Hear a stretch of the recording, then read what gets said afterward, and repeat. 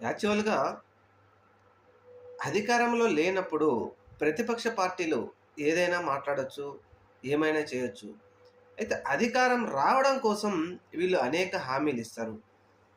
అది వైఎస్ఆర్‌సీపీ పార్టీ అయినా, తెలుగుదేశం పార్టీ అయినా. అయితే ఈ హామీలు ఇచ్చిన తరువాత ప్రజలు వీటిని నమ్మి మీకు అధికారం అప్పజెప్పినప్పుడు, అధికారంలోకి వచ్చిన తరువాత మరి మీరిచ్చిన హామీలన్నీ ఏం జేస్తున్నారు? ప్రజలు ఎన్నో ఆశలు పెట్టుకొని చంద్రబాబు నాయుడు గారు సీనియర్ రాజకీయవేత్త, 40 సంవత్సరాల ఇండస్ట్రీ, మాకు అదిస్తాడు, మాకు ఇదిస్తాడు, సూపర్ సిక్స్ హామీల పథకాలు ఖచ్చితంగా నెరవేర్చి తీరుతాడు అని ప్రజలు ఆశలు పెట్టుకుంటే, కనీసం అక్క చెల్లెమ్మలకు రూ. 1500 ఇస్తాడు.